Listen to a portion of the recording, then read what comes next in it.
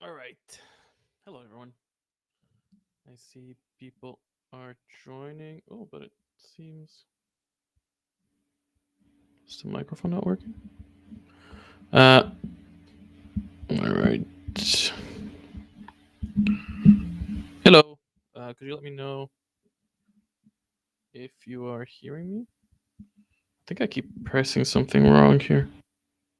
I think I might have pressed the mute button. Okay. All right. How about now? Let me know if you can hear me.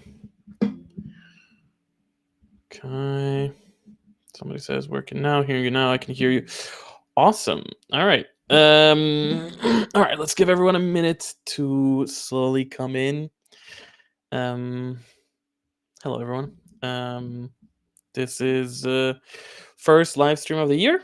Um if you followed, if you weren't here for the last live stream, which was great. It was massive. It ended up lasting like 3 hours. Oh, I feel like see something's happening with my microphone. Where it keeps I feel like I keep losing you guys. Hold on. Dang equipment. All right. Maybe if I flip it. Yeah. So the last stream of the year was huge. It was like 3 hours of madness, really. And I'm really not sure if this is working correctly. Yeah. Now it's changing colors. What is happening? Oh, I'm so sorry. I I may not be the best one with this type of technology. All right. So it says you got really quiet. It cut out. Yeah, it's like something is happening where my microphone keeps changing the volume for some reason, and I'm not sure if it's like auto. I don't know if I pressed anything, or maybe it's like too excitedly touching things. Anyway, um, I'll be paying attention to the chat and seeing if people say that there's issues. So last live stream of the year. Oh, you see? Now it popped back down. Is it that I am getting too loud and then the microphone um goes down? Is that what's happening? I don't know if there's a way to lock this. Um anyway, so last live stream of the year. Very exciting. Ended up lasting like 3 hours. Which was great. We had lots of reveals. Um if you are curious about OPR and what's going to happen this year, honestly, go watch the last live stream, because it. Oh yeah, you see, it says again, auto volume adjustment, but I never had this issue before. I didn't change anything, so I don't know why it keeps changing the volume. I don't know. Oh Jesus, is this? Can I lock it? What happens if I press here? Uh, okay. I don't know. All right. Really sorry about this. Hoping they updated Restream. Oh fuck. All right. Sorry everyone. Give me 1 second. Let me try and see if there's any settings here. Video settings. No, can I have audio settings? Where are my audio settings? I can mute myself.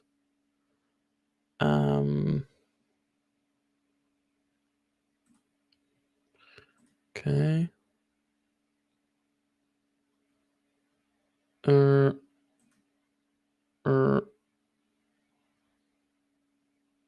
Oh, okay. Auto gain control. I just removed that. Let me hope. I'm hoping that was it. Yeah. Now I lost my train of thought. All right. If you're interested in knowing everything that's gonna happen this year, go check out the last live stream, and there you will find out about everything. Oh, I see. Now we have like 100 people here, and I'm still struggling with the microphone. Yeah, go check out the last live stream. There we have like all the news about everything, and very interesting. This stream is going to be more like the regular ones. I know we have a lot of new people watching the streams compared to before. So if you've never been here, basically I'm going to kind of ramble about studio updates over the first third of this stream. Then we're going to look at basically what's coming out next month with the renders and stuff, and then we're gonna do a we're gonna look at what's coming the month after, so in March, with like concept art, and then finally we are going to do a Q&A. If you have any questions, any comments, any whatever, don't put them in the comments yet. There is actually there's a form that we put out at the end of the stream every month. So please put your questions there. And then if you have any other questions at the very end, I'm gonna allow like a moment to ask questions in chat. If you ask questions, I see that sometimes that people ask like a question whilst I'm right in the middle of presenting things and talking, then it just kind of disappears. That's why I don't answer your questions, not because I don't want to, just because things are moving and the chat and whatever. So yeah, don't ask questions yet because I will not be able to get to them. I hope that makes sense. All right, we have quite a few interesting things to go through, so let's begin. All right, so first thing, Secrets of Texile. So, yes, this is one of the new things that are happening this year. Well, let's say yes. I mean, we're bringing something back, but whatever. All right, Secrets of Texile. Secrets of Texile is basically a new narrative campaign. We are launching it as a product launch via Frontiers. And basically you're going to get depending on the tier that you back, you're going to get a cool campaign, which is basically made up of like a bunch of story and then like a bunch of missions. I think it's 10 missions overall. It's 5 chapters, 10 missions, and then an intro and an outro and whatever. So it's kind of like if you've never played one of our narrative campaigns before, it's kind of like an action movie. So like you're reading a bit of the story, then there's a mission, then you read a bit of a story, then there's another mission, and you go back and forth like that until the end of the story. As part of this narrative campaign, we have 4 special heroes that are going to come out with it. We have 2 Saurian heroes and then 2 Vinci heroes, because this campaign is going to be Saurians versus Vinci. I don't want to say too much here in the stream, but we actually have been posting a bunch of updates on our website. So if you're interested in like getting to know the actual characters and stuff, go to our website, check out all the articles there. The campaign is coming out in just a couple weeks, so February 13th.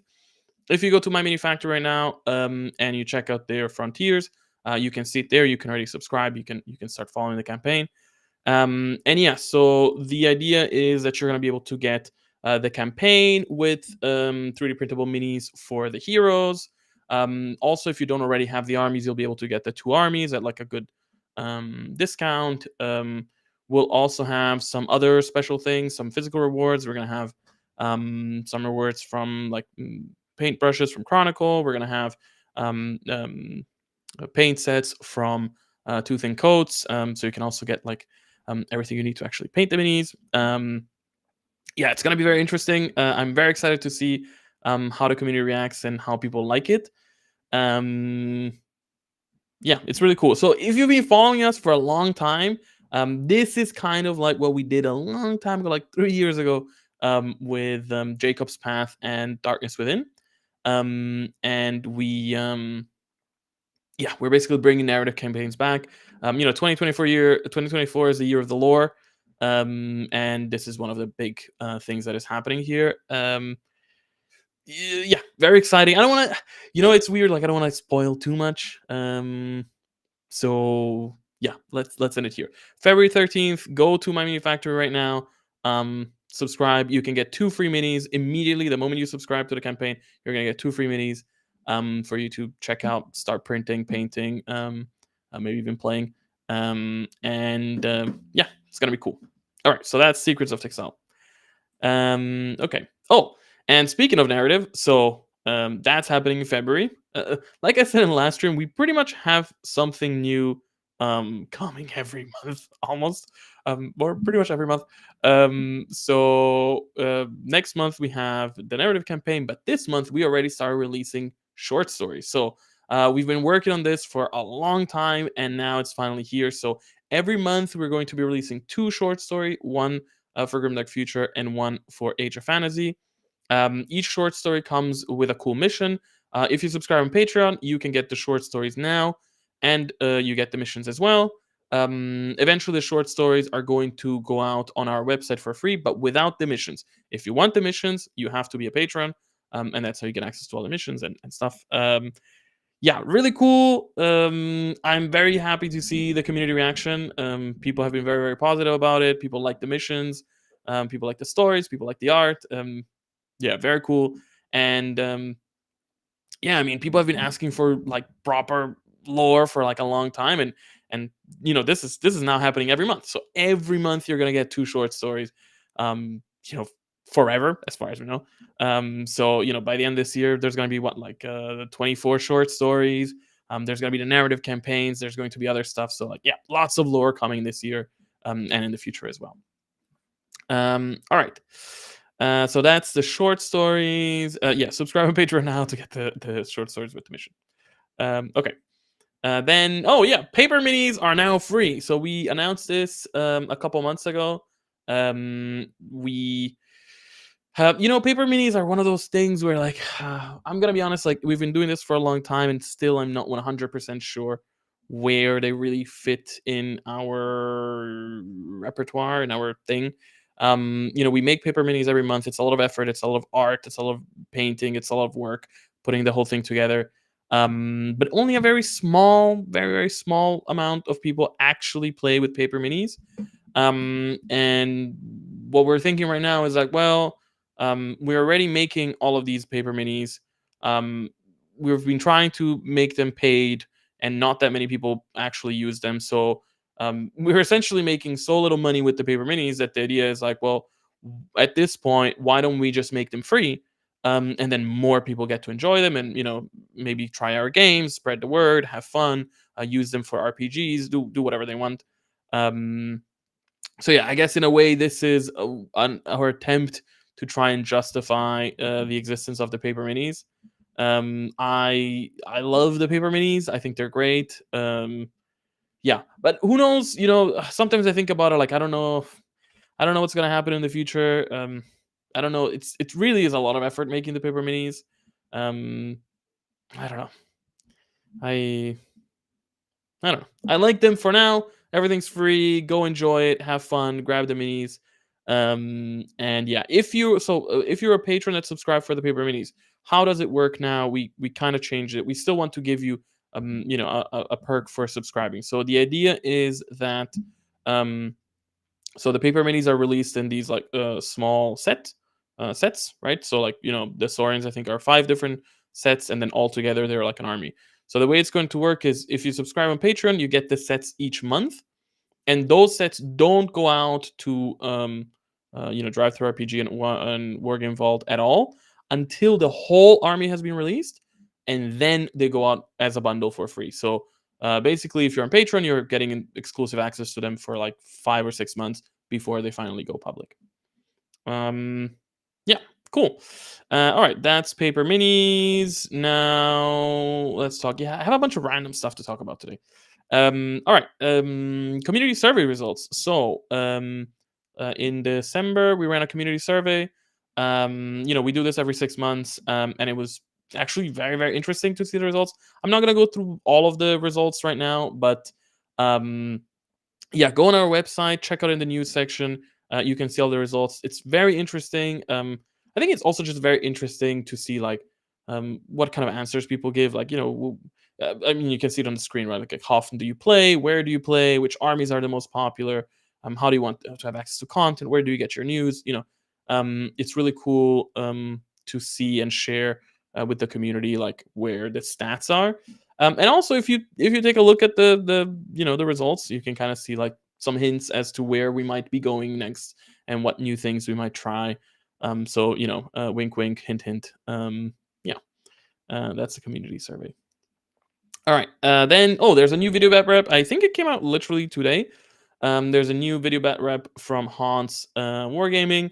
Very cool. Alien Hives versus Dwarf Guilds. I actually really like that. Like in the newest like now the battle reports always feature some of the newest units that just came out. So it's really cool that you can watch the bat rep, get excited about it, go support the Patreon, and like grab the models, and kind of also like see someone play them, see someone paint them, get a feel of like what it could actually be like on the gaming table.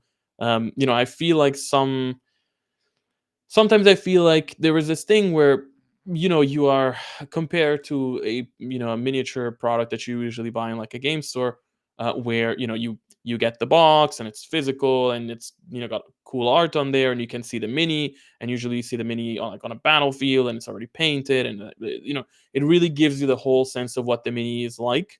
Whereas when you buy 3D print models, you usually just see like the render and it's gray or whatever.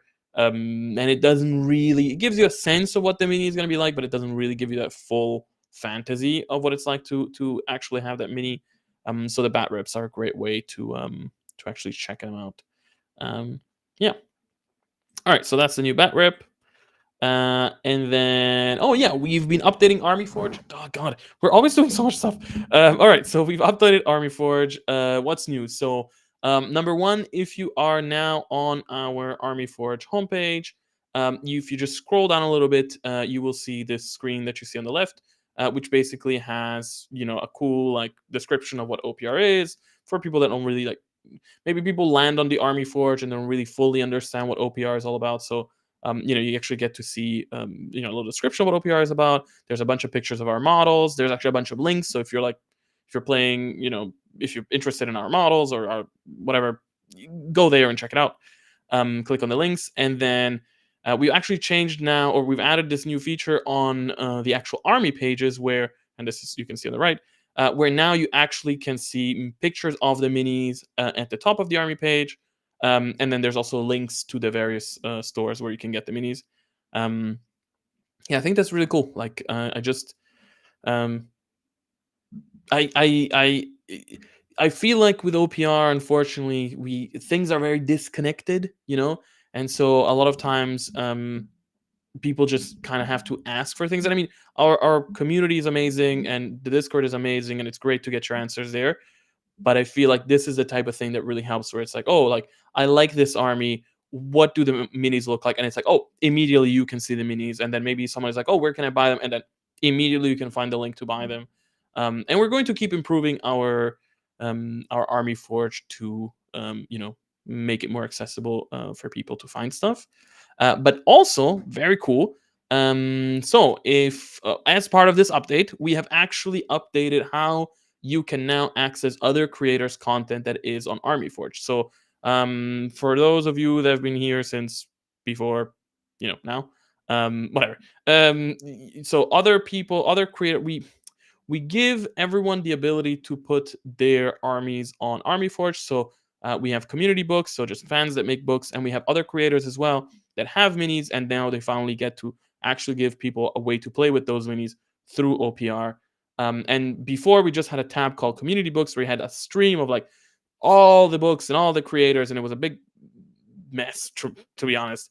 And we had a little button to filter, whatever. We thought, look, our partners deserve better, our fellow creators deserve better. So now we created this new tab. So when you open Army Forge and you select the game, on the top you can see the official books. All the way to the right, you can see the community books, which is what you know and love.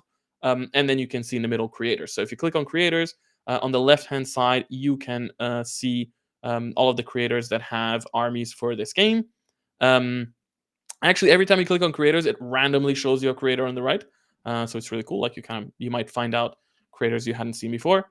And then on the right side, it's basically the same type of thing that we have on the homepage, where you have a banner with all the like beautiful pictures. You have a description of the creator.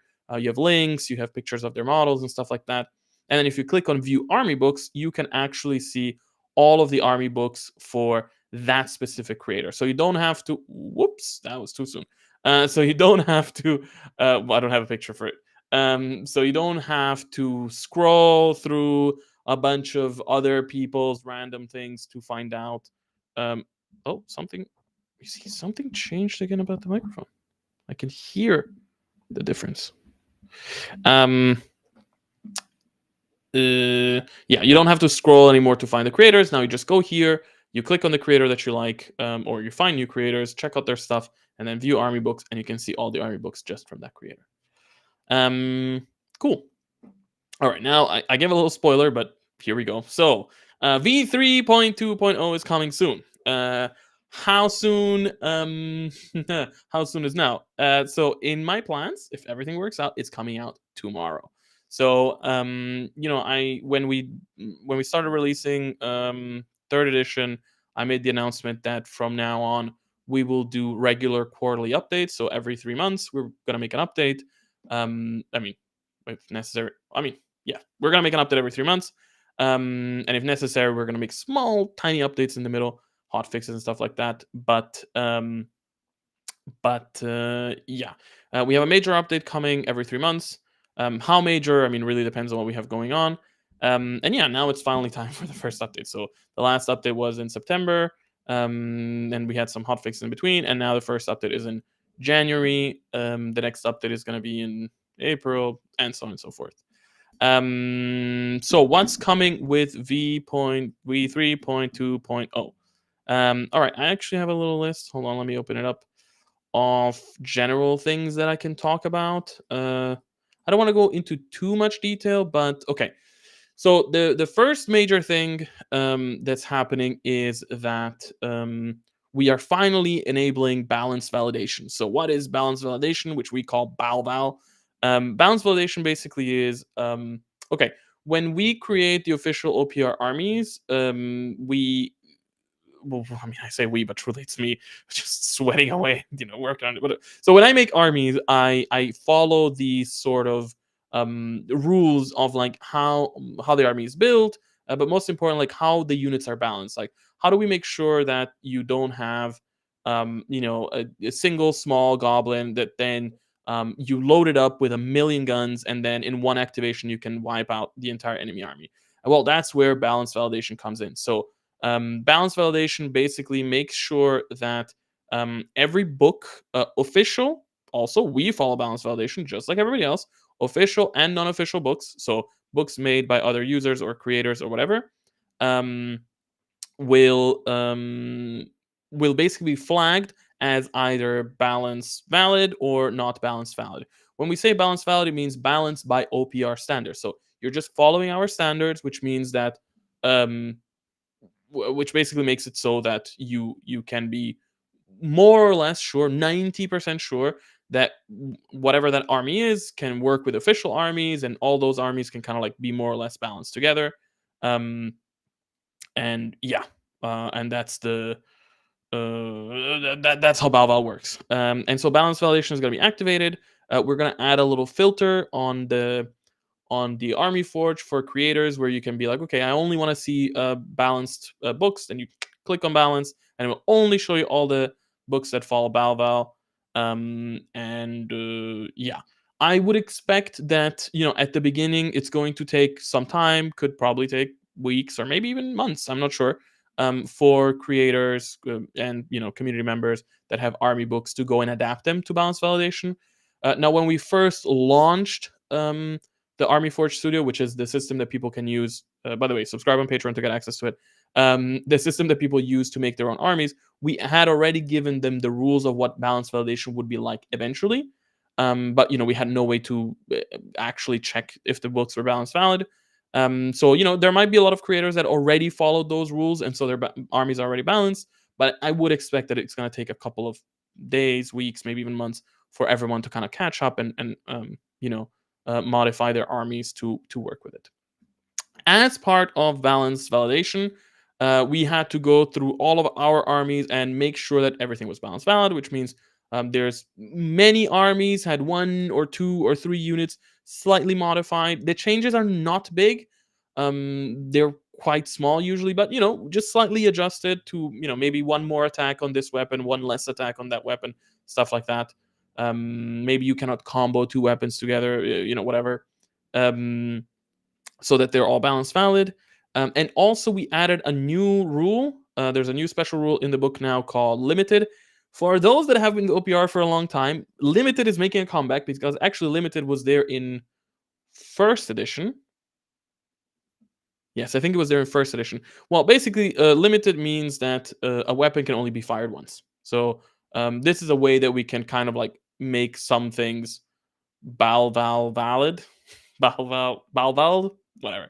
So imagine like right now, human defense force vehicles can all upgrade with an additional hunter missiles, and those can be fired every round, right? And that was kind of like breaking Balval. So we said, okay, let's make it so that the missile can only be fired once per game, and then it doesn't count towards Balval, and then it can kind of work out.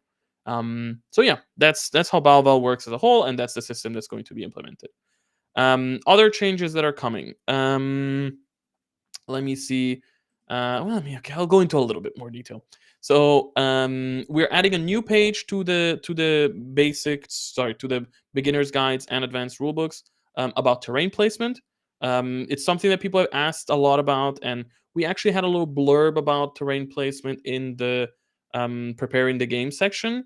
But a lot of people had. I mean, it's a big topic of conversation where. Oh, you see again the microphone is changing. I don't know. Jesus. A lot of people. Okay, sometimes when I see people posting pictures of their game boards, I can see that they don't have enough terrain, or they don't have enough terrain of certain types, or that they're not placing it correctly, or whatever. And so I thought, okay, it's gonna be important to actually have a page that kind of explains, like, hey, like here's more or less how much terrain you should use. Here's how you should place it. Here is the ratio of terrain that you should have, like how much should be impassable, how much should be site blocking, how much should be cover, that type of stuff. And so we give you a bunch of guidelines on how to set up your tables, basically. Other things that change. All right. One major change, I mean, major, it's minor, but it is going to make a difference, is that now in skirmish games, um, so when you take a route test and you're stunned, you are routed as usual. That's great, whatever. But now, if a non stunned unit fails its morale test, instead of routing and being completely out of the game, they are stunned instead. So this will actually make routing a little bit more forgiving, which is something that people have been asking for a while. Yeah, it's not a huge change, but I think it will make a change for people. And I'm going to keep, checking out the community and seeing what people think.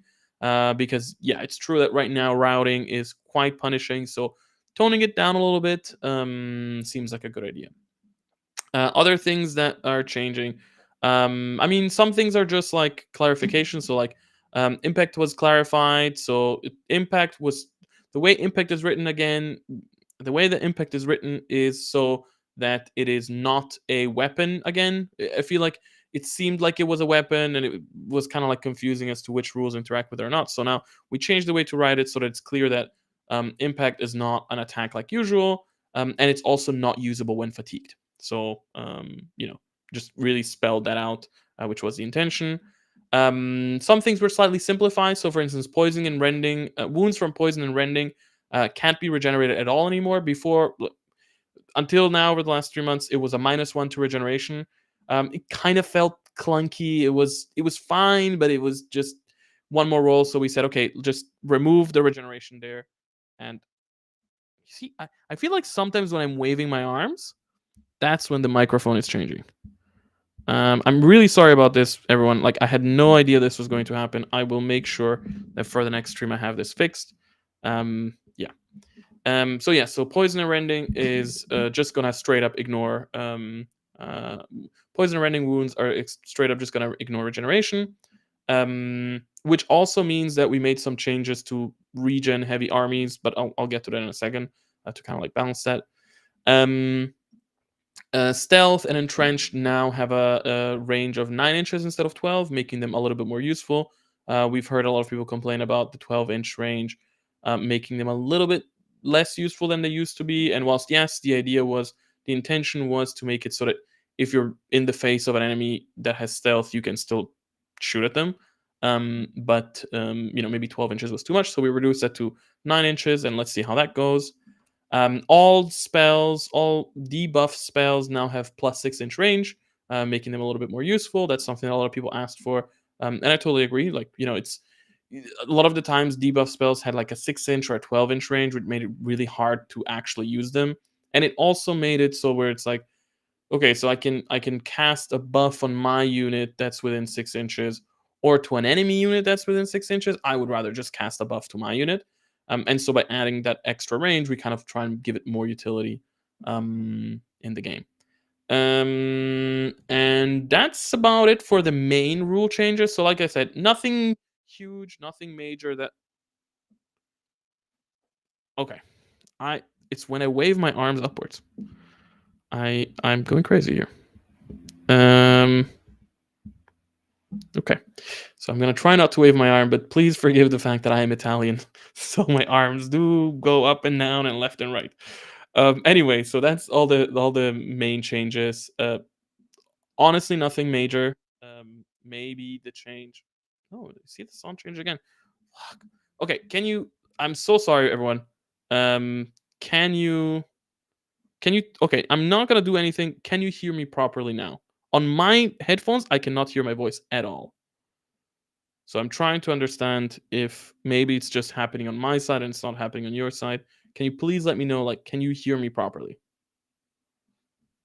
Just because then I'm gonna stop trying to fix this and assume it's just working fine. All right, people say it's fine. Audio is definitely lower. I'm sorry. I don't know. I don't know. I really don't know what's happening. But okay, I'm gonna keep going. People say they can hear me. Fine. Sorry. Just raise the volume again. Really sorry. This was not the intent. Okay, so yeah, none of these changes are major. There are many small fixes. And yeah, you can expect so like the quarterly updates will definitely change things, but they're not huge complete game overhauls like switching editions.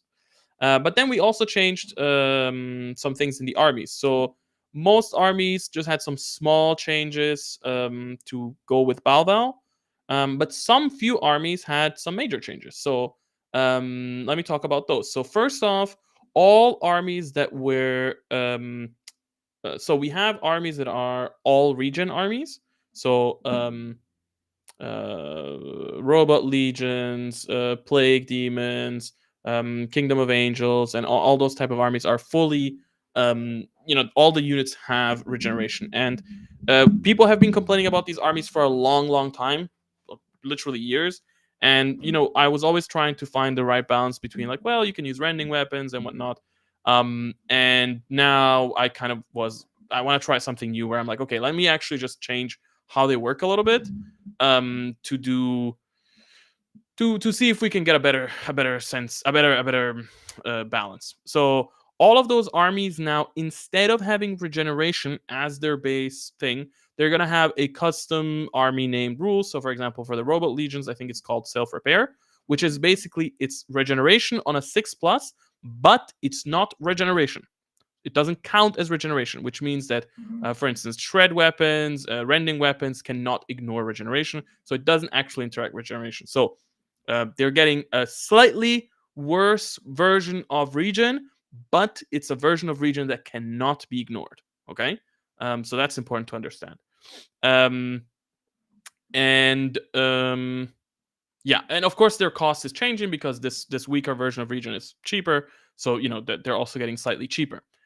So less durable, but resistant to rending, and a little bit cheaper. On top of that, for all of those armies, we also said, hey, but people like the region, and I liked region. I think it's interesting. So we gave them more access to region. So now some of their heroes that maybe before gave you like a +1 to region, now give them regeneration. So yes, you could have a unit of robots with the self-repair rule and with regeneration. And so then, but you're paying the price for that. But then that way you can get that type of durability. Um, so that's one thing, and that's across all of those region armies. Now let me go into specific armies that had major changes or important changes. Scrolling. Okay, one important thing: high elf fleets. So we are, as you know, we've announced that we're making models for them. They're coming out in a few months. To make sure that the army really feels ours, we have decided to rename most units and weapons. So We tried to keep the names in a way that they're still recognizable and understandable, but we wanted to change them to be more ours. So defenders have become protectors. Avengers have become retributors. Let me think. Um, I'm trying to think of any names. Dragons have become scorchers. Banshees have become revenants. Stuff like that. Basically, we changed the names of a bunch of stuff to feel more like it's ours.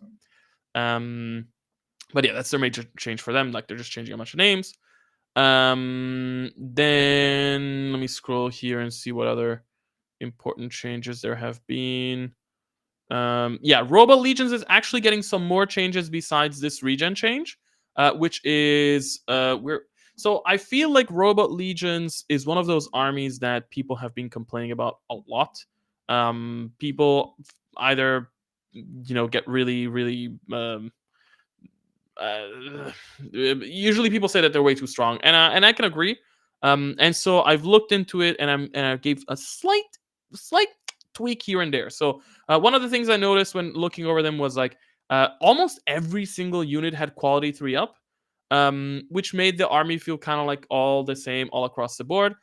So I actually changed it a little bit. So some of the more basic units, like warriors, like the basic snakes, the forge spider, those are now quality 4 plus.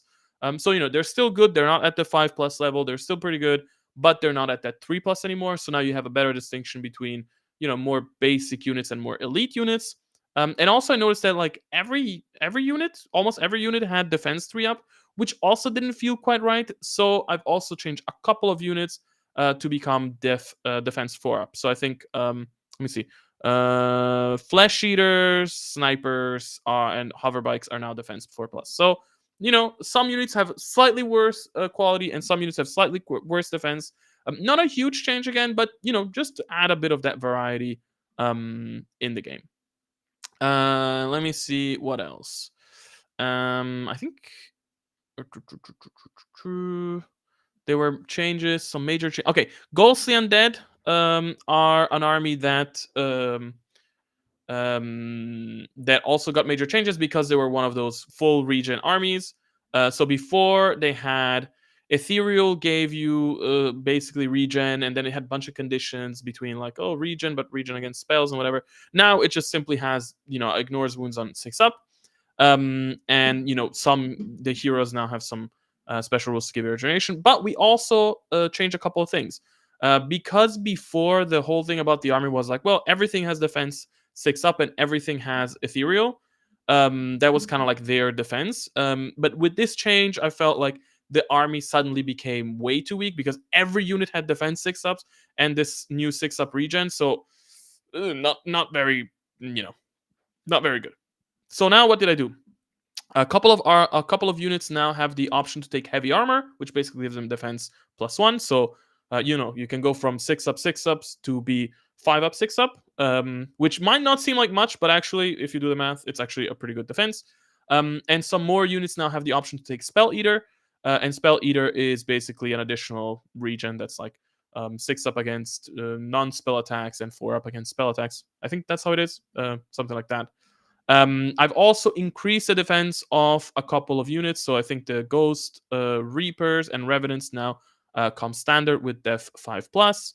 The Mourner Banshees now come standard with Spell Eater, so they come standard with that extra defense there. And the Coach and the Chariot now have defense 4 up as well. Not as good as the 3 up defense that other armies have, but still better than usual. Okay, cool. And I think, there's lots of tiny changes to lots of different armies, but I don't want to go into them too much. Trying to see what else maybe has major changes. We reworked the Shadow Stalkers a little bit. We renamed a couple of units that had a bit of funky names, and they weren't great. We added a couple new units to give more variety to the army, and that's about it. And then finally, Vampiric Undead. So Vampiric Undead are getting some updates. We've had, especially now with the minis, we've had a lot of people being confused about which stats go on which mini and whatever. So now we basically separated what used to be called, I think the champ, it was just a generic champion or something like that, or leader, I don't remember. We basically split it up. So now you have stats for the vampire master, so basically your vampire lord slash lady, skeleton champion, so skeletons now have their own hero option. The drained leader, so basically everything that's a drained gets its own option. And we also added a new hero for the werewolf champion, which before was missing stats, even though it's meant to be in the game. And then we changed a couple of stats here and there to make this work. So, some of the things that before were meant to be just for the skeleton champion are now actually only for the skeleton champion. Some of the things that were meant to be just for the drained leader are now just for the drained leader, that type of stuff. Oh, and all ghoul style units now have Strider as well. Whew, all right. That was pretty long. I did not intend for it to be this long, but I saw people in the comments were saying, go into detail. And so I went into detail. And at the end of the day, look, minis are great. Concepts are great. I love all that stuff. But I am here for the games. I think most of you are here for the games. And yes, lore, minis, all that stuff is awesome. But, I like talking about the games. All right, cool. So that's v3.2.0. Expected, hopefully, tomorrow. All right, so let's move on and let's try to quick up. Oh, okay, so there's gonna be some new free quick start sets. So you can see it in you can probably grab them, I think, next week. And basically, yeah, it's going to be new quick start sets that come with the new version of the rules. And they come with new armies, completely free as always. So 2D minis, 3D minis, terrain, rulers, the tokens, rule books, 5 mission tutorial, lore. Everything is free. Enjoy it. Go grab it. Have fun. And it's basically Duchess of Vinci versus Beastmen, and then Jackals versus Demons of War. All right. Oh, whew, okay. So we finally finished the first section about the studio updates. That we're a bit over time already on that, but whatever. Let me try and speed run through the rest of the stream. So first off, let's take a look at the Vampiric Undead that are coming out in February. So in February, we have a bunch of cool stuff. So first up, we have the zombies, which are called the stitched zombies for us. You can see it here in the screenshot, but basically, the thing about our zombies is that they're not undead that are come back to life, but instead we have this whole theme of like this sort of like experimental side to the army, and so our zombies are actually literally like stitched together. So if you look closely, you can see that like they have separate arms that have been stitched together, and like their legs have been, and they're just made of different body parts, and that's how you get our zombies. Very cool unit. I actually really appreciate the command group. Here all the way on the left, you can see the banner bearer, which has like a flesh made. It's a banner made of skin. In the center, you can see the musician, which is actually a guy with like I don't remember what it's called, like a footstock thing. It's a footstock. I don't know, this thing around the head, but it's filled with bells. So like as he moves around, it's kind of like the musician. And then all the way on the right, you can see the champion or sergeant that actually uses a weapon, unlike the others. So he has like a hook arm and like a scissor stabby thing. Yeah, very cool. And then what else are you gonna get? You're gonna get a new hero. You can see it in the middle. So this is unfortunately a bit of confusion here. So because we changed a couple of things, the name of this unit changed. This is what used to be called the Nightbringer, but is now called the Skeleton Commander. So the Skeleton Commander is basically like your elite skeleton hero. Is a step above the skeleton champion in a sense. He's more like a general rather than a fighter. And yeah, he comes with like a really cool halberd, and then 2 different head options. So one with like I think it's a female head with like a helmet, and then there's a male version which has like a sort of like a mouth cover thing. What else are you gonna get? Then you're also going to get, okay, if you look all the way to the left and right, you can see them. You are going to get the Corpse Master. So the Corpse Master, it's basically your hero of the Stitched, and as you can see, he's actually holding a needle, a thread and needle with which he actually stitches together the zombies, and then at the top of the banner you can actually see some hanging bodies and stuff like that. There's a male version, a female version, and actually the stats, because of this cool model, we decided to slightly change the stats. So before, I think it had caster 1, and instead of being a caster, it's going to have fear 2. So the necromancer is the guy that casts spells, whereas this guy causes fear and then has other rules. All right. Then in the middle, closer, unfortunately, it's blacked out, but you're also going to get another hero, which is you're getting 3 heroes this month, which is basically the Lord and Lady on Steed. Basically a horse-mounted version of the Vampire Lord and the Vampire Lady. There comes with sword and a spear. Then what else are you going to get? You get a lot of stuff. Then you're also going to get the great bats, the giant bats. That's what they're called. You can see them around the vehicle. And the giant bats. Oh, and I just realized. Okay, Param, if you're here, the render of the corpse wagon doesn't have a base. It's meant to have a base. So I hope you're listening. Yay. Okay. So the giant bats are basically a swarm style unit, but that's actually just one big bat on each. They're kind of like the vultures from the Mummified Undead. Really cool. They're like almost like human-sized bats. And then in the center, you can see the corpse wagon. Now, unfortunately, we can only see it from one angle here because it's a screenshot, but this is a very, very cool model. So if you look at it from the top, you would see that basically you have, so at the front, you have a giant stitched together kind of golem guy that's kind of like pushing this wagon.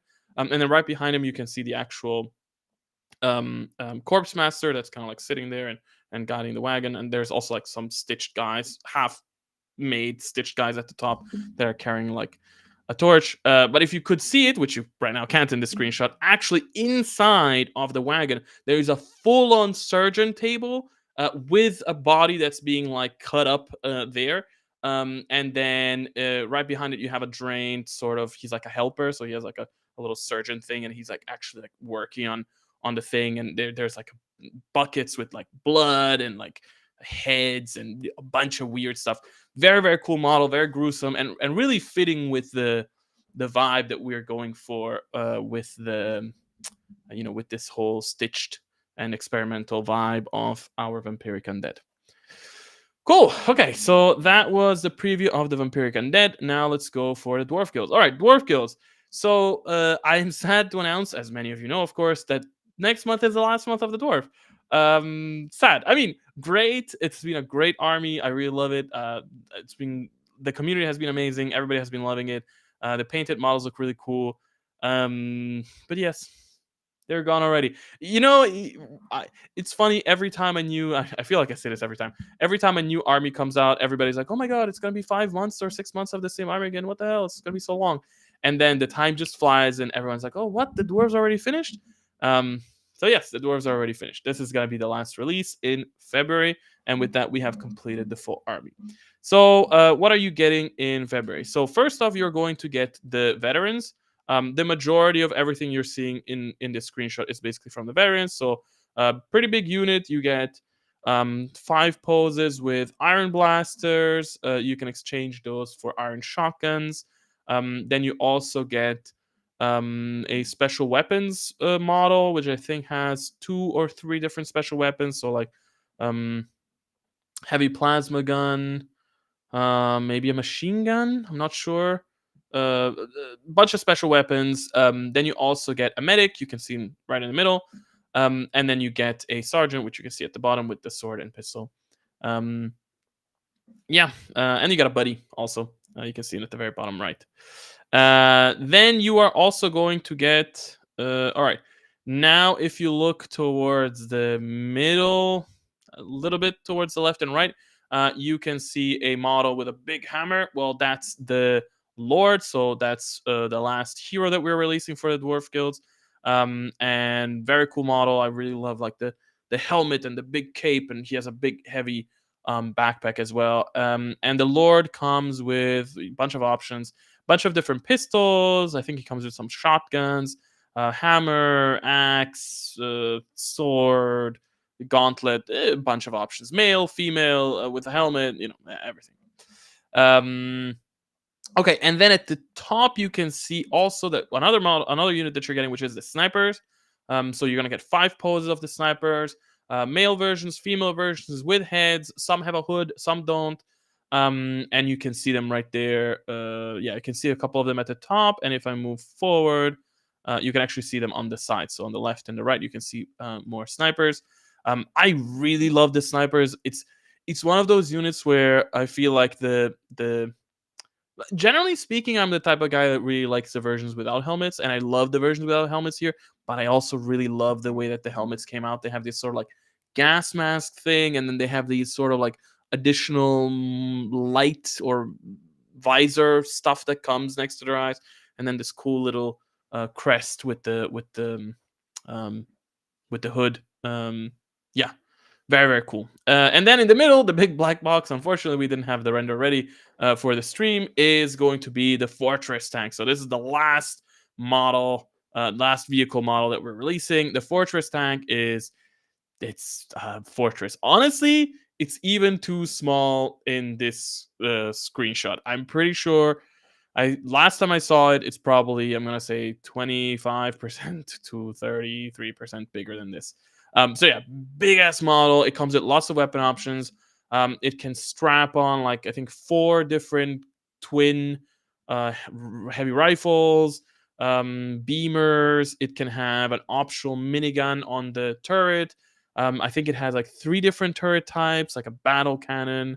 I don't remember what they're called, like an iron cannon, a heavy beamer maybe, or I don't remember. Lots of guns at the top, and then also in the back of the turret at the top, it has a place where you can put basically like mortars and missiles. It's packed with weapons. You get rifles, you get miniguns, you get main guns, you get um, missiles and rockets and mortars and stuff like that. And yeah, it's a whole lot of tank. All right, so that was the preview of the Dwarf Guilds. Now, okay, now for the Legendary preview. So, okay, I want to say something. I guess some of you have noticed that we are lately not showing as many rendered models in time as usual. Please understand, it's a bit of a tumultuous time. We gave everyone time off during Christmas, then everybody's coming back, people getting back into the rhythm. New year, new projects, new processes, additional projects are coming out. So the team is still adapting to this new pace. And so that means that a couple of things are slightly delayed. But okay, here you can see the legendary model for February, which is going to be the Epic Soul Demon of War. This is just purely a blockout. It's just a blockout of the pose using the old model. So if you know what the Soul Demon looks like, well, this is just the Soul Demon. But the Epic Soul Demon of War is going to have, and all the Epic Soul Demons are going to have, they have a cool base. They're going to have a different weapon on the left and the right. They're going to have a bunch of different details on the body. They're going to have a different head. They have different, like a different big thing that's happening on the back. It's almost essentially a whole new model, but of course, the base of it is still the Soul Demon. The plan is to release Epic Soul Demons for all 4 demon factions, so you can expect. I think the Change Demon is coming in March, and then I'm not sure which one is in April. But over the next couple of months, expect a bunch of really cool, really big Soul Demons. All right. I think that's all you're getting in. I mean, I say it as if it's little. Oh, unfortunately, I didn't put a screenshot over here, but you're also getting terrain. So there's new forest terrain coming out in February. I think you're gonna get the medium terrain. So yeah, this month you got the small terrain, which is a bunch of like scatter trees and barricades and stuff like that. Then you're gonna get the medium terrain, which is slightly bigger and helps you like fill out the table a bit more. And then we'll see as it comes. And then what else are you gonna get? A bunch of stuff. Oh, I almost forgot. Yeah. Now I remember what's coming next.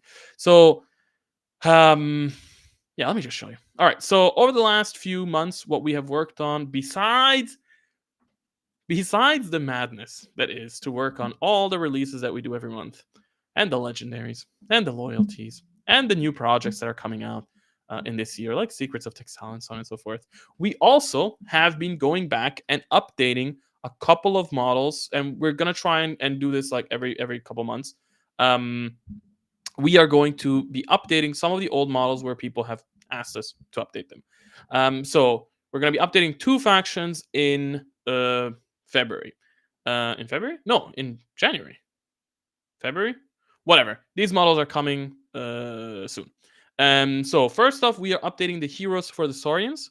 What we're doing is basically we're giving them all the weapon options that they're missing. So right now, the Saurian veteran only comes with a spear. So we're updating him to have the option for a halberd, the option for a mace, the option for dual daggers, and the option for a sword, which is what you can see here on the left. We're doing the same thing, of course, with the Gecko Champion, which usually comes just with an axe, but now comes with dual clubs. It comes with a sort of sword club thing. It comes with a javelin. People have been asking to have him with a javelin for a long time. It comes with a blowpipe. People have been asking for a blowpipe for a long time. And of course, it also comes with the heavy axe that it comes with. If you already own these models, you don't have to do anything. They're going to be updated. They're going to be in your library. You just grab them, print them, and have fun. If you don't, buy them. All right. Then you're also going to get updated weapons for the veteran on the Raptor. Here on the left, I think that's the halberd on the left, or the mace. I suck with this. And then you can see the guy with the double daggers at the top. And we also updated to the Tyrannosaur to also have all the weapon options. So the club, the spear, the sword, the halberd, whatever, all this stuff. Not only that, but we are also updating the main Saurian units. So the Saurian warriors were missing halberds, and so we went back and we added a sort of our own interpretation of what their halberds could look like. So they're getting updated with halberds, and actually there's a completely brand new model that's coming out. This one you'll have to purchase, or I mean, you're gonna get it on Patreon, or if you are not a patron, you just have to purchase separately, which is the Army Standard Bearer. So there was no Army Standard Bearer so far, so we actually added it. I think it looks absolutely awesome. I really love this huge oversized standard. And as we keep updating old armies with small things like this, all the ones that are missing Army Standard Bearers, you're going to see them. All right, so that's all the stuff that you're also getting for Saurians. But there's more, because we're also updating the Duchies of Vinci. So, I forgot. Sorry. Buddies. Yes. So we've been talking about this for a long time. The idea that we want to keep adding buddies to previous factions that were released. And so finally, we are going to be releasing buddies for the Saurians. So I think buddies are going to be spread on models from, I think, around 10 different units. So yeah, buddies are here. So on the left, you can actually see like a gecko, which has like a small chameleon on his shoulder. That's like has his tail wrapped around him. And on the right, you can see like a mini frog mage that's hanging out on a drum. And there's lots of these buddies spread around. And yeah, if you own the models, you're going to get them for free. And yeah, the buddies, as always, are fully optional. So you're going to have the old model without the buddy as well. Don't worry about it. If you don't like the buddies, you don't have to use them. But yeah, that's the new buddies. All right, and then on top of all this, so on top of all the vampiric undead, and the dwarf guilds, and the legendary, and the terrain, and the bases and game aids and all that stuff. Oh, and the spaceships, and the updates to the Saurian heroes, and the updates to the Saurian warriors, and the new model, and the buddies. What are you also going to get is updates to the Duchies of Vinci. So this is the fabled thickening. So the thickening is something that people have been asking for a long time, which basically is updating the weapons on the main militia. So the problem that we had was that the militia swords were too thin, so they were just snapping. And their spears were also way too thin, so they were also snapping. So we have gone back and we have finally done the thickening. So you're going to get the swords. Unfortunately, by thickening it, the style of the swords has slightly changed. We still try to make sure that from the profile, the swords look the same, but of course, from the front, they're thicker. And then the spears have stayed the same. It's just thicker. Not only that, not only are you finally getting the thickening, you're also going to get halberds for the main militia. So the militia were missing halberds. There were rules for halberds, but there were no halberds. So you're going to get them again completely for free if you own the unit. Have fun. And then a new model, which is the army standard bearer for Duchess of Vinci. And you can see him here on the right. He has a cool big banner that he holds very proudly, with cogs and feathers, very Duchess of Vinci style. So yeah, that one also is going to be on Patreon, and then you can buy it if you are not a patron. You can buy them on my mini factory. Not only that, but of course, you're also going to get buddies. So for the Duchess of Vinci, we love the idea of keeping with the theme of the pigeon buddies. We made a couple of different versions of them with wings open, wings closed, and stuff like that. And yeah, I really like the idea of the pigeons because it really fits the city vibe that they're going for. So yeah, you're going to get a bunch of buddies. So again, they're spread out around about 10 different units. And here on the left, you can see it on the main city guard, on the right, on one of the Automa cavalry. Yeah, very cool. I really love, like, if I look at this model on the left with the little pigeon, it's just like it fits the Italian style, delicious, as we would say, in broken English. Okay, all right. So that's it for everything that's being released in February. Let's move on to what's coming in March.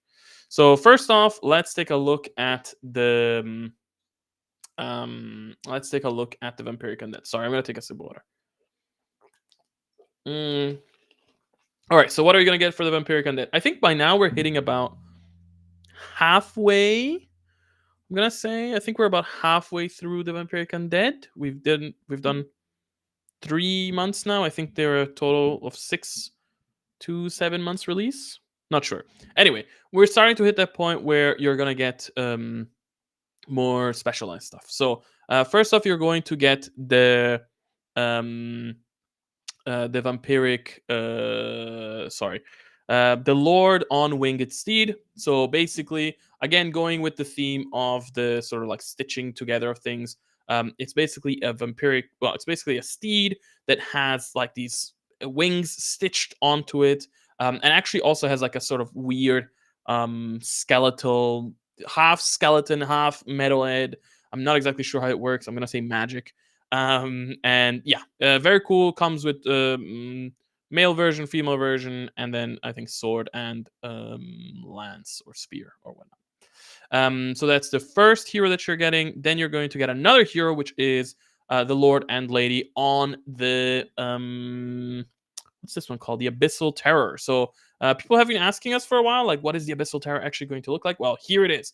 It's this sort of weird, lanky, putrid, sort of like wannabe dragon small thing.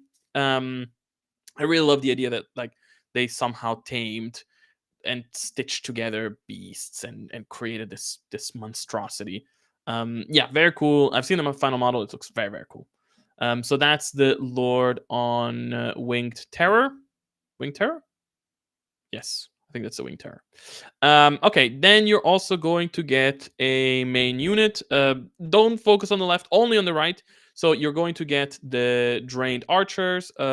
In the very first release of the army, we put the Drained Soldiers. Now it was finally time to put the Drained Archers to further support your army.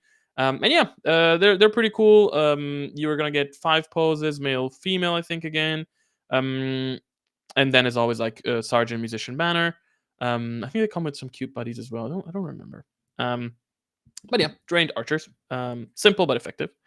Then you're also going to get I think this is the first cavalry unit that we're releasing for the army. Yeah. You're going to get the Vampire Knights. So basically, this is vampires on horses.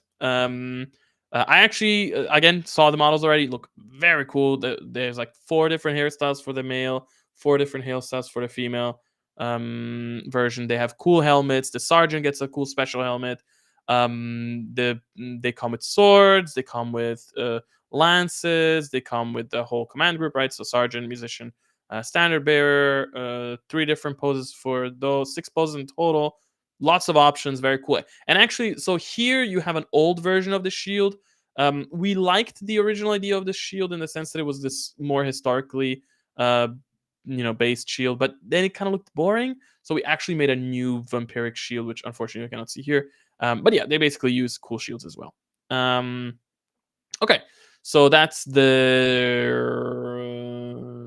vampiric knights. What else are you gonna get? So many things. Oh, and then you're going to get the funeral coach. So the funeral coach is another. So the theme that we kind of went with for all of our coaches and wagons and stuff like that for the vampiric undead is that each one is related to a hero. So you got the maiden chariot, which was related to the vampire lady. You got we saw it before. You're getting the corpse wagon, which is related to the corpse master, and then here you're getting the funeral coach, which is related to the vampire lord. What's really cool is that oh yeah, so it's like this vehicle, and like actually it's openable. So inside you have a casket. So I guess like he kind of chills there usually before battle, and then he comes out. He goes on top, and he has like this sort of altar, sacrificial altar situation. And then you're basically getting a new version of the Vampire Lord, which is not as heavily armored. So, as we announced at the beginning, we know that when we made the Vampire Lord and Lady on foot, they're meant to be part of the army. They're meant to have heavy armor. We know that a couple of people were a little bit disappointed because they said like, oh yeah, like I sure armor cool whatever, but like I want a more traditionally looking vampire, and that was always the plan. And so the plan was that the less armored versions are on the vehicles, and then they're also made in such a way that you can just take them off the vehicle, put them on a base, and use them on the as your regular leader if you want. And so here now you're going to finally get a vampire lord without the heavy armor. He has a cool like little foulard, and the cape in the wind, and yeah, he has like a cool thing as well. Anyway, yeah, very cool model. Cool. Yeah, I think that's about it for the vampiric undead. Yes. Okay. Whoo. So high elf fleets. Let's go, baby. We've been talking about high elf fleets for a while. It is finally time to actually start looking at concepts one by one. I'm gonna say I might have forgotten to show you guys the full lineup. So be it. All right. So high elf fleets. So what are you gonna get in March? So first off, you're going to get the elite protector. So yeah, I think it's called Elite Protector. All right, so the Elite Protector, he's basically like he's your most, let's say, basic standard hero in the army. So he comes with lots of weapon options. He has the pistol, he has the swords. He has, I think now we have a new weapon which is like an axe. I think he has a lance. He has lots of different weapon options, melee weapons, ranged weapons. I think he has like a pistol and carbine and the rifle. Yeah, don't quote me on that. Whatever. He gets lots of weapons. He has a cool backpack. He has this cool flowy hair. Yeah, so he's gonna be your basic hero. A male, female, helmet, no helmet, whatever. I'm actually very curious to see how people react to the models once they have them, because we made the elves slightly taller than humans, as they should be. And when you have them without the helmet, they're slightly taller than humans, and it's fine, it's whatever. But then they also have really tall helmets, right? To further emphasize their long form. But that means when they have the full helmet, they're actually quite tall. I mean, their head is still the same part, but the back looks really tall. So yeah, they look quite tall and lanky and elfy. And yeah, I really like the way that we mixed the vibe of this sci-fi vibe with this fantasy vibe. I feel like it's a very unique take on the high elves, and I'm not something I've ever seen before. Okay, then the next hero you're going to get is the commander. I think it's the commander. All right, so you're going to get the commander. Again, assuming it's the commander. I forgot the name. And yeah, another very cool hero. We're working on different types of decorations for the heroes. You can kind of see like the main symbol for the elves is basically this sort of. It's not a. I don't know what to call it. It's almost like a gem. It's not a triangle, whatever you want to call it. That's like their main symbol, and you can see he has it on the head.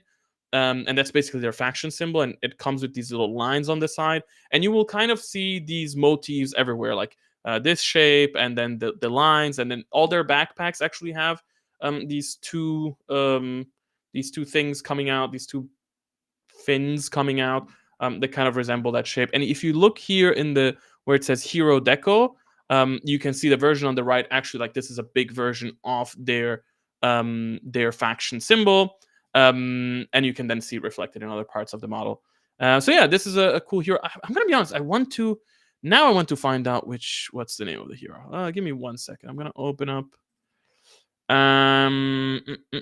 Yes, this is the commander. Oh wait, what's the difference here? Here.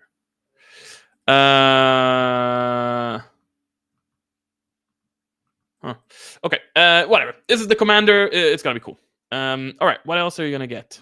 You're also going to get. Oh, somebody said diamond shape. Yes, it's a diamond shape. Thank you. All right. Then you're going to get the protectors. So this pose is a bit old and looks a bit stiff. They look cooler than this. But yeah. So this is your basic infantry unit.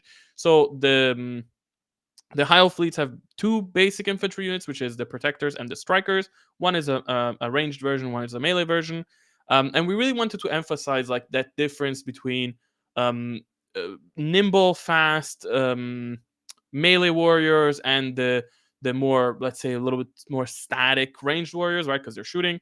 And so we have this motif of them having like these capes, yes, skirts. So like the ranged units usually have the bigger skirts, and then the non-ranged units usually don't have that.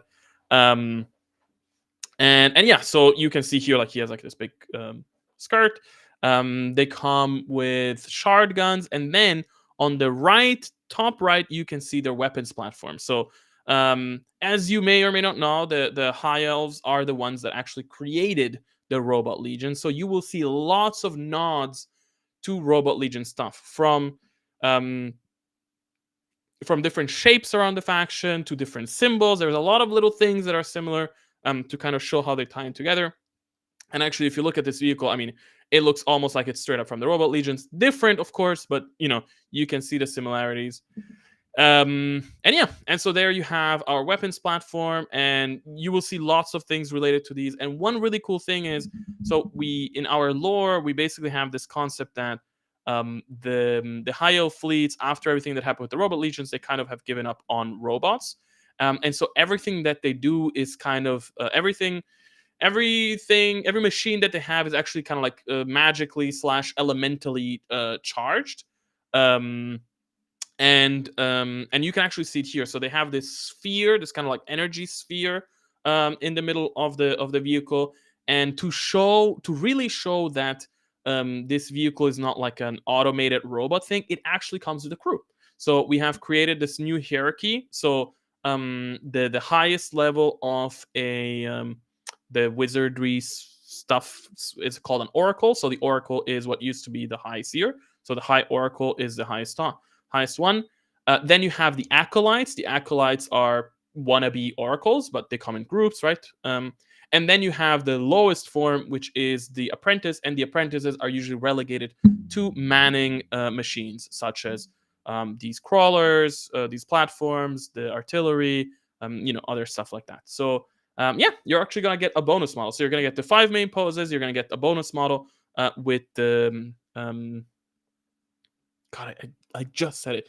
The apprentice, and you're going to get the turret, which actually comes with like 5 different guns. So it's very, very, modular and whatever. Any cool. Yeah.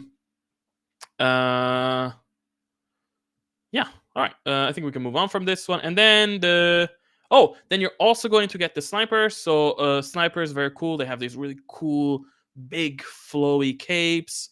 They have cool sniper rifles. They have these sort of like mask with hood, whatever. Sneaky snipers. You're gonna get 5 snipers, and yeah, we're still experimenting with this idea that they actually have a sort of like quiver for their sniper rifle that they can like put their sniper rifle into.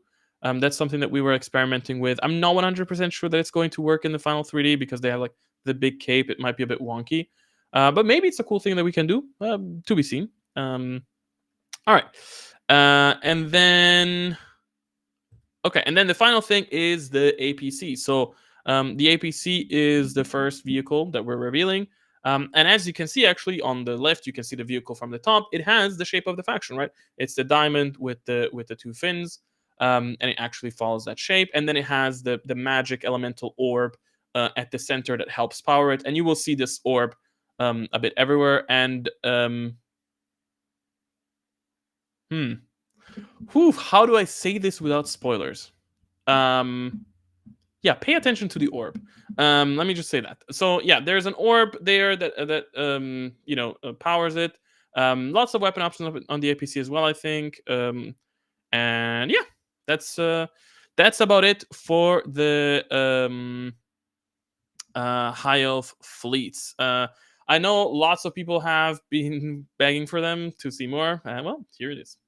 All right, we're almost finished. So what else are you going to get in March? You're also going to get, oh yes, the final thing, which is the legendary. So you're going to get the Soul Demon of Change. So the Epic Soul Demon of Change. So the Epic Soul Demon of Change, it's the Soul Demon, but fully buffed up. As you can see, he has a cool new different hand cannon. He has a badass axe. He has this big sort of like wing shaped thing on the back with drapery and a cloth everywhere. Really cool different head with armor and mask.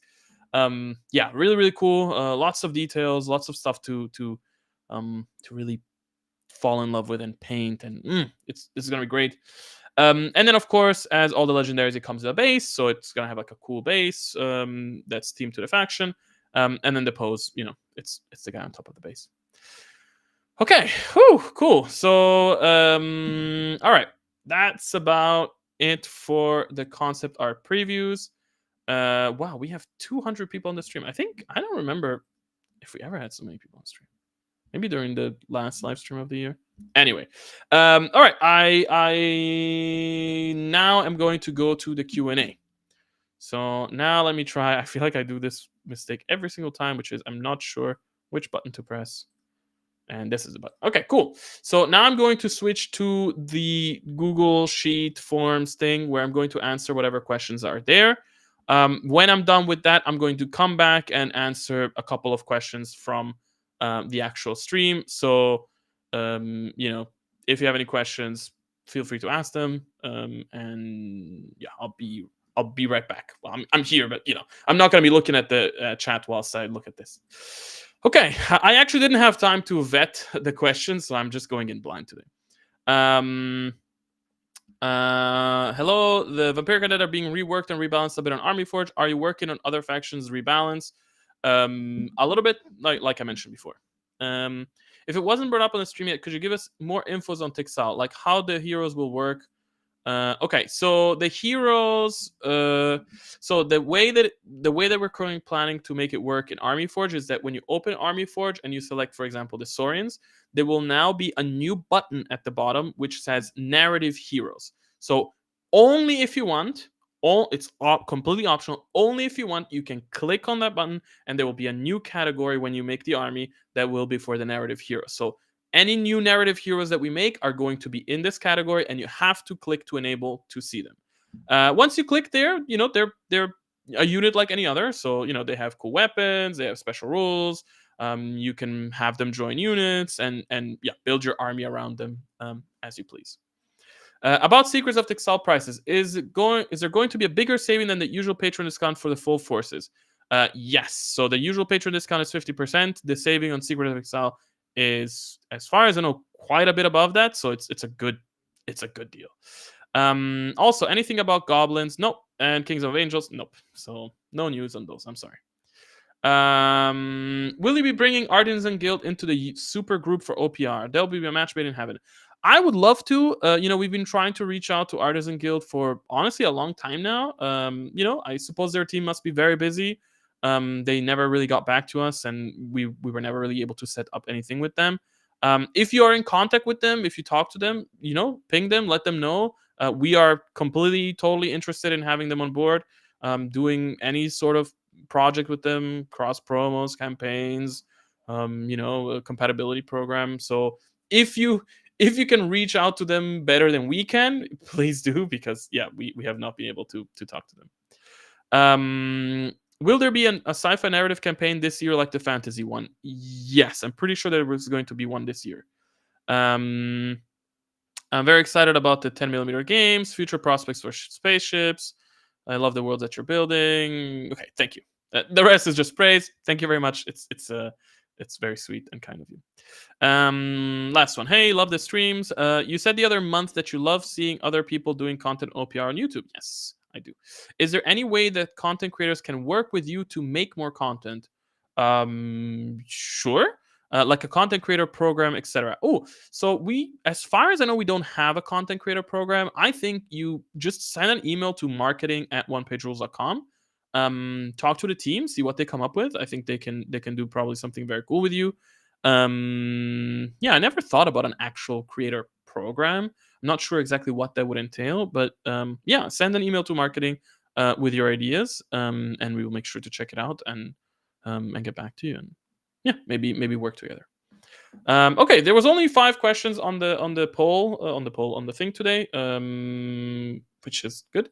So let me go back to the stream. All right, I'm gonna scroll up a little bit and then answer whatever questions. So yeah, if you have any questions, now is your time to ask them, because if I get down to the end of the list and there are no questions, I will end the stream. So be warned.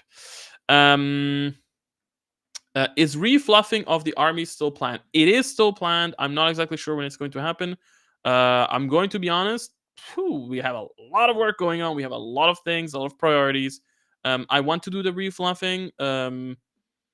Yeah, I'm not exactly sure exactly what the timeline is. I had an idea of how to do it. I had an idea of how to do it like very quickly and roughly, and then I thought maybe the armies deserve better, maybe the people deserve better. So I'm still looking into it. One thing that I'm looking into is the possibility of doing it in phases. So be like, okay, instead of fully refluffing the armies, what about by the next patch we'll just refluff all the spells, and by the patch after that we will refluff all the hero special rules. And by the next one, we will refluff all the core special rules. And by the next one, we will refluff the units. I'm not sure exactly. This is just an idea, right? But yeah, maybe doing it in chunks would be better, because I feel like if we do it so that like we're refluffing the entire armies at once, it might be a bit of almost like a traumatic experience for people. But I'm not sure. It depends on how we handle it. Then, how many months will the Hio Fleet release take? I'm pretty sure it's another 5-6 month thing. It's quite a large army, especially in terms of heroes. It has a ton of heroes. We're going to try to make sure that we can pack at least 2 heroes every single month. And there might be even some months where we have 3 heroes, because there is a ton of heroes in this army. And then there's like a bunch of units and lots of special units, and then vehicles, and then elementals. Like there's lots of stuff. So I'm gonna expect it's gonna be. I would say it's probably as long as the vampiric undead. So yeah, if the dwarves were 5-6 months, yeah, maybe it's more like 6-7 months. What are the elf buddies? Do you really want me to spoil that? I don't. I'm gonna say that they are very, very cute, and I am excited. I am as excited about the buddies as about the army. If High Fleets had a favorite music genre, what would it be? I don't know. I feel like maybe they would go for like classical music. I feel like that's their vibe. A little posh, maybe loungy music, maybe some sort of like loungy jazz, maybe some sort of maybe elevator music is wrong, but maybe that. Yeah, maybe if you go into like a super contemporary, like contemporary for their times, city that elves live in your high rise, you'll have like, yeah, lounge, maybe a not lo-fi, but some light electronic music, maybe some sort of Cafe Del Mar vibes, maybe. Is the only way to get past releases buying them on My Me Factory? Yes. Well, I mean, unless you want the physical version, then you go on Only Games. Where the Kickstarter's physical rewards will be delivered from? Ooh, I am not 100% sure. I'm sorry. I wish I was more prepared for this question. I I have a hunch. I don't want to give you false information. I'm sorry. We'll make sure that we give you that information on the page. But I can't give it to you right now. I'm sorry. Will there be Army Forge Studio support for narrative heroes? As far as I know, yes, because it's literally just like a tick. When you create a hero, you have a tick that you can select and be like, "This is a narrative hero," and then that's how it works. Are there plans to add miniatures for armies that have already been released and had new units? For example, Psychogrunts. Um, Sometimes yes, maybe. It's really a matter of how much time we have. We are releasing so much content on Patreon, and we're planning to release even more content off Patreon. And it's time. I hate to say this, but you have to understand that also, just like from a marketing and a business standpoint, going back and adding something for an old army is not as big a deal as releasing something new. It's just a reality. So like the new narrative campaign gets way more traction than us releasing the new standard bearer for the um Saurians. So as you've seen, we have been updating. The Saurians are being updated. The Vinch are being updated. Lots of other the Beastmen have been updated. Lots of other armies are being updated. And you can expect that at some point in the future we will add those missing units. But I don't know when. Lore book when? Soon. Soon. Not sooner than you think, but soon. Definitely not later than you think, if that makes sense. Ratman clans when? When it's ready. I have no idea. We're not working on them. We're not planning them. Nothing like that. Do you get much time to paint? I mean, I have time that I spend but doing other things usually. I feel like um especially lately there's been so much work that I'm quite drained at the end of the day, and I'm not super excited, especially now with the cold, even though in Portugal it's quite warm, um relatively speaking. I don't know, I'm not super excited about painting, and I have to prime a bunch of models. Actually, like I have an old set of Lord of the Rings models that a friend gave me that I wanted to like repaint. I already paint stripped them, but now I have to like prime them and I have to go and sign, and it's cold. So no, I get the time, but not to paint. Where does war fleets fit in OPR's priorities? Not very high, as you can expect. It is a niche product within a niche company within a niche uh, market. It's a niche of a niche of a niche. It's a very small thing. So it's not a top priority. But we were actually just talking about doing the Army Forge Studio integration for it, which means having the full backend, which means you guys can make your own armies. I want to do the models. I'm going to be 100% honest. So I want to do the models. I've been wanting to do them for a long time. We have some specific artists that I would like them to work on. Unfortunately, due to personal issues, they have not been able to work on them. And selfishly for me, maybe I really want that artist to work on those things. And So I'm waiting, essentially. But I think once we can finally get on and get a good groove going with like the concept art, I think it's gonna be quite fast. So if if it's any consolation, once the ball starts rolling, I think it's gonna be I think it's gonna be going well. If that makes sense. Um I had a lore question for the Vampiric Undead. What are the keys many of the Vampiric Undead carry? What do they mean? It's really about. I feel like it's really the keys are really about the whole hierarchy thing that they have going. Like the lows are really lows and the highs are really highs. Like the lords and ladies are at the very very top, and then like the drained are at the absolute bottom. And so the keys are there to lock things. So like the locks for the collars that the drain wear. Or for the various beasts that they have, or for whatever else. So it's in a way the key is a symbol of power, of authority, if that makes sense. Will we get a yearly book with missions from 2023? So the way that we are making the mission packs is changing. So I announced it in the last thing, but I'm going to repeat it now. So what we're going to do is basically, um, I like the mission packs. I think they're a cool idea, but they're kind of just like a floating product right now. They're just like, hey, here's a pack, 18 missions, whatever. And with us really wanting to push forward the lore and the narrative of our games, we're going to be essentially refluffing the army books. So the mission packs. So what's going to happen is we're going to take the mission packs that already exist, and we are going to redo the covers and add a big section in there with like a bunch of background story. We're basically going to theme the mission packs after a specific conflict. Think about it almost like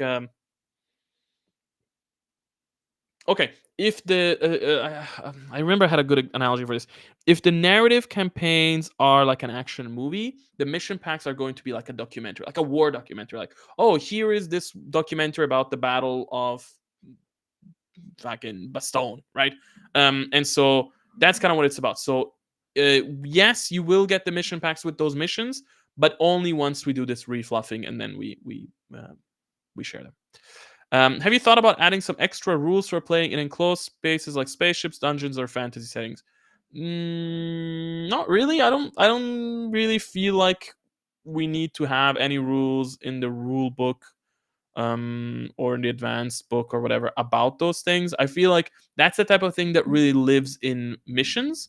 So like in the mission packs, we have, like, hey, here's a fight in a cave, or here's a fight on a plane, or whatever. And there it really works because within the context of a mission, you can add a bunch of special rules and objectives and stuff like that that make it really feel like that. So yeah, that's more where you might find those type of rules. Um, Question for people who watched last stream: was anything mentioned about a teaching or tournament support for stores? No, we don't. We're working on our Rangers program very, very slowly. There is no news yet, but cool things might be coming. Checking back to see if you plan to resolve the Orc Titans transport value of only 5. Yes, I think it's going up to 11. What is the most recommended printer from the OPR devs? I had actually written down a couple of recommended printers. I think usually we recommend the. Let me see. I cannot find the info. I'm sorry. I don't remember the names off the top of my head. Maybe, honestly, go on our Discord, go in the hobby 3D printing section and ask there, and you will get much more valuable answers than what I can give you here. I'm not the best when it comes to 3D printing stuff. Will you still be working on the paper minis or focus on the STLs? For now, we are still working on paper minis. Will we continue making paper minis forever? I'm not sure. Again, you have to understand from a business standpoint, the paper minis, they're a big chunk of work. They cost money to make. And the reality is that a very, very, very small percentage of people use them. So we are hoping that with minis going free, we can see a bigger usage of the minis that can help continue justify their cost and their existence. But that's the reality of the situation. Is maybe it's just something that I love paper minis, but maybe it's just something that doesn't have enough of an audience for us to warrant the amount of time and money that we're investing in it each month. I hope to be proven wrong, but yeah, that's the reality. What is coming after Vampires? Wouldn't you like to know? We will let you know when it's ready. Can new vampires be born or made? Are the demons they betrayed the Rift demons or something else? Okay, wait, one question. Can new vampires be born made? Can I say yes? Yes. Sure. Are the demons they betrayed the Rift demons or something else we haven't seen yet? Something else you haven't seen yet. Is the vampiric emperor's child alive? Huh? Is the vampiric emperor... Okay, so I think you mean, is the emperor's child who went to the vampiric undead alive? So for those that don't know the story of Age of Fantasy, basically, I don't want to go too much into it, but at some point, there's basically like the last great emperor of the empire of the human empire has like twins, and they basically fight over this orb, and it explodes and it kind of destroys everything, and they die, but in dying, they free the rift demons and whatnot, and so they give them basically undeath, and one goes to the south and becomes the queen of the mummified undead, and one goes to the west and becomes the lord of the vampiric undead. So is he alive? He's undead. He's alive and alive. So I guess yes, no. We will see him, her. No plans yet. Eventually, I suppose. Um, are any of your models too big to fit on a smaller build plate? Usually, we cut every model to fit on small build plates. I assume there must be printers that are so small that even our cuts don't work. That's the reality. But from the surveys that we've seen, it seems that like the vast majority of people have. It seems that the vast majority of people have printers that are even bigger than what we cut for. So the amount of people that should not be able to print our models because of the cuts should be very, very, very small. Oh my god, a lot of questions. When the high fleets get all model done, can you do model treatment for other factions that have less not good proxy model or just don't has any proxy model at all, like Ram and Clan faction? We will decide which factions to do next based on other things. So we don't make decisions just based on what has or doesn't have a good proxy or has enough proxies. That's not. We make decisions internally, like what do we want to work on and what do we think is important for us in our community. What do we want to make that school? We don't want to be chasing trends. We don't want to be chasing proxies. We're not in here just to make minis to cover some market need. We're here to make a cool, coherent universe. Did you give an update on forest terrain? I don't know. I mean, the small terrain came out this month.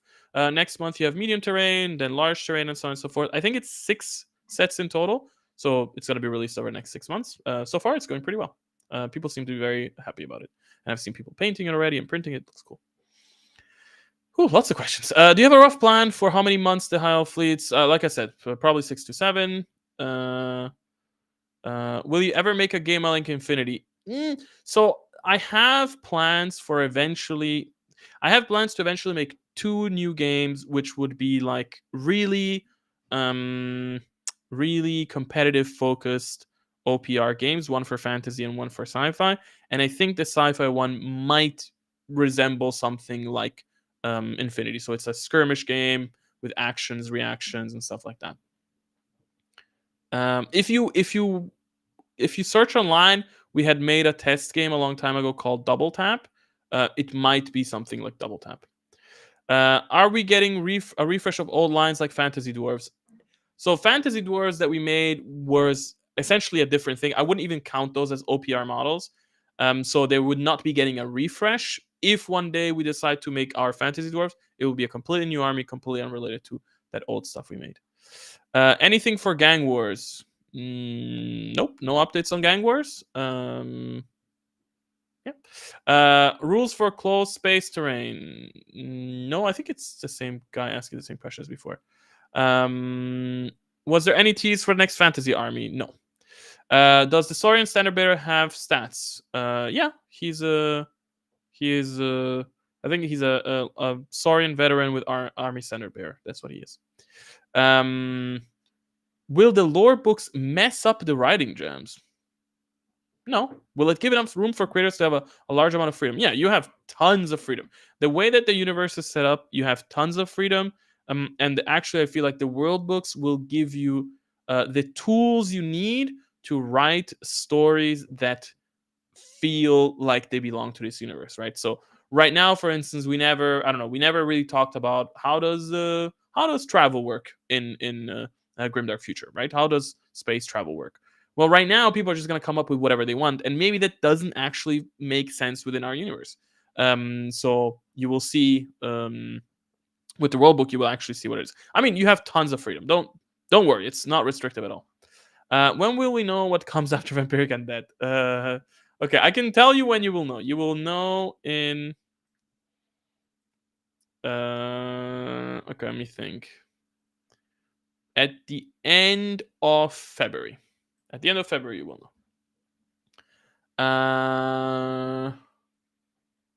Da, da, da, da.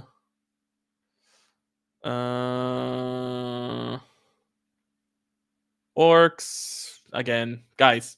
You stop asking me about which armies. Like when we know. Then you will know. Don't. How much of your job is just administration and business paperwork? Lucky for me, very little. I mean, of course, there is some of it that is administration and business paperwork, but it's small. I have a business partner, Paul, that lucky for me is the paper and numbers guy. So that really works out. And I get to work more on creative stuff. I do spend a lot of time in management stuff and meetings. Much more than I would like. Honestly, I love talking to the team. I love collaborating and all that stuff. But there are some days where I'm like 6 hours on meetings, like nonstop, back to back, and it's great. They're all very productive and all that. But whew, it can get heavy. Is there a way to share army composition and strategies? You can go on Discord, talk about it. You could write it on the wiki. You could start a blog. Okay. How portable would gang wars? How portable would be gang wars to the AOF settings? Pretty much. Like you can just refluff anything and make it work for any other setting. How is the order of army releases determined? Based on what we want to work on. And sometimes we do some minor community polling. Old covers had a very clear color brand language: red for Grimdark, green for Fantasy, yellow edit for Skirmishes. Is that coming back? So like we announced when we released third edition, the current covers are temporary. We use them because it's cool new art that we have, but none of those were specifically intended to be covers. We will eventually go ahead and work on the cover art for all the games again, but that time is not yet. It's not now yet, if that makes sense. I seriously want to demo OPR at the only con in Colombia, but guidelines would help a ton. If you go get the quick start sets, literally tell you how to play like 5 tiny games, one after the other, and each one teaches you a new step of the game. So honestly, grab the quick start set, print the minis. They're 2D, they're 3D. It's all completely free. And literally just play through the 5 scenarios with whoever you have in front of you. And there you go. Are there any plans to work with the Maker Clothes again for an entire faction? No. Also, you say similar to how Feudal Guard became a thing. No. So the Feudal Guard were 100% their models, and we made an army book for it. We have no intention of doing army books, official army books based on other people's minis anymore. That's not in our plans at all. I would be very, very happy to welcome the Maker's Cult into our creator program and have them make army books for their game, in our Army Forge. But last time I spoke to them, they were way too busy and they couldn't. So again, if you want them to do that, talk to them, push with them, and tell them that you want to have rules for their armies for OPR. Do you have any plans for future campaigns that have branching paths? Maybe it is something we've considered. I'm not 100% sure. It's tough in the sense that I don't know. I feel like I don't know. Maybe this is just my own personal bias, but I feel like if you want to get the most out of branching paths, right, you should have like quite a few that change the story quite a lot to it really make sense. I mean, you can have minor branching paths, I suppose, like you have, instead of 10 missions, you have 12 missions or whatever, and then if you want this one, you go here, if you want that one, you go there. But I feel like the story would have to like substantially change and stuff like that for it to be really cool, and that might turn into like a really hefty book. So it might be something we consider. I also feel like there is a bit of a disadvantage into branching path campaigns in that you might end up making like a ton of content that most people will never access, because how often are you going to replay a campaign to just see every mission you haven't seen and every story arc that you haven't seen? I'm not sure. That being said, the Age of Fantasy Quest campaigns, they're not going to have branching paths, but they are going to have basically player choice, where it's like, okay, do you want to go and play this quest first or this quest first, and then go down the path of those quests and that story, and then you come back to like a general hub, and gives you a little bit more freedom there.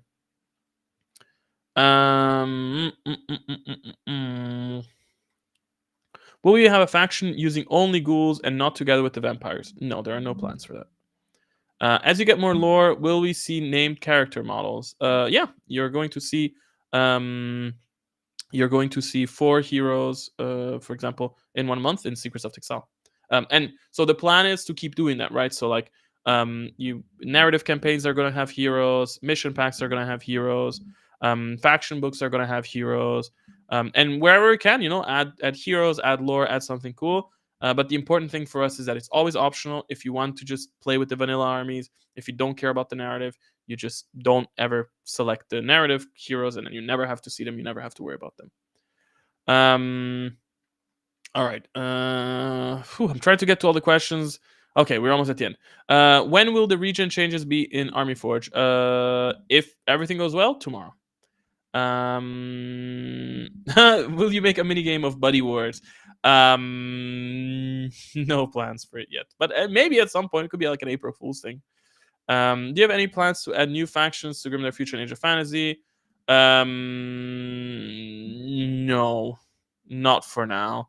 We have, last I checked, counting everything together, there are 77 factions in the game already.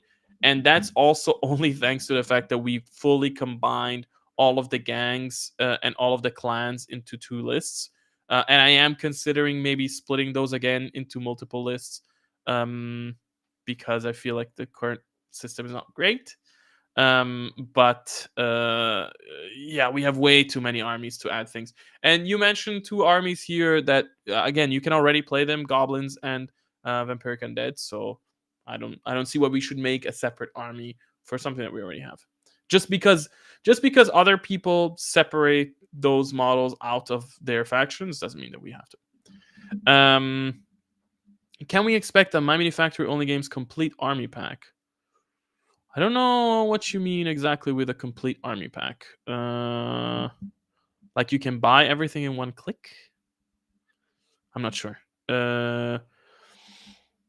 Basically, okay, unfortunately, the way that My Mini Factory and Only Games are currently organized, it's actually very hard to make proper bundles. So we are trying to do what we can with the tools that we're given.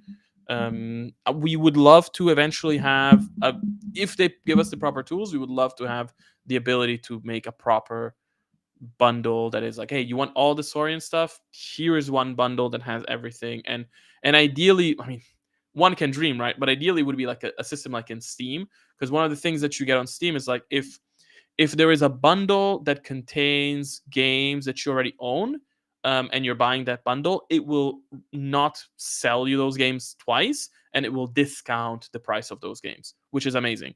And I would love to have a similar system in My Mini Factory, where it's like, hey, like, okay, you want to buy the Saurian Army bundle, but you already own, these 3 units. Well, then we discount the price for those. So yeah. Oh my god. Okay, I need to. Last 2 questions. I'm done. Have you considered a mech game? Yes, there is a consideration for a mech game. It's called War Mechs, just like War Fleets, but for mechs. When is it coming out? Who the hell knows? We have way too many other things. Maybe 3 years from now. Do you have an active community in Portugal? Not that I am in touch with. So yeah. All right. Okay. Somebody asked an interesting question, so I'm actually going to answer this one. The company brand is called onepagerules, which is pretty much what you get from the army books for the army books and basic rules. Does this restriction, short, concise rules, limit your creative process anyway? No, I actually find it in a way very freeing, because it it forces me to uh, two things. It forces me, one, to get rid of bloat, right? And to really focus on like what is actually important, what actually works, what is actually the thing, which I think is very very cool. And on the other side, it also forces me to be clever, right? It forces me to actually think about like how can I make this thing that I want to work. So for instance, um, a simple one, right? Like so in Age of Fantasy Regiments, I had this huge conflict of like, should I make it so that you get specific bonuses for charging a unit in the flank or a unit in the back and stuff like that? And maybe I could have, right? And maybe who knows? Maybe one day I will. But it was so much additional bloat and so much additional text for this small thing that then I was like, okay, this doesn't properly work. And then the way that I reworked with the turning system, the way you can pivot and the shaken system and stuff like that, it actually works out now that you flank a unit, and whilst you're not getting an explicit bonus, right? You're not getting +1 to hit because you flank them, but the enemy cannot strike because they're only in the front, and because they cannot strike, they're gonna fail. They're gonna have to take a morale test, and then they might get shaken, and all this type of thing. So it's like I managed to create a system where I get the intended effect without just, okay, let me just add a rule. Sometimes I feel like when you are allowed to put whatever you want in the book, you can very easily get a ton of bloat, because it's like every idea is fine. You just have a page and you just write it there, like, oh, let me add this rule and this rule and this rule and this rule.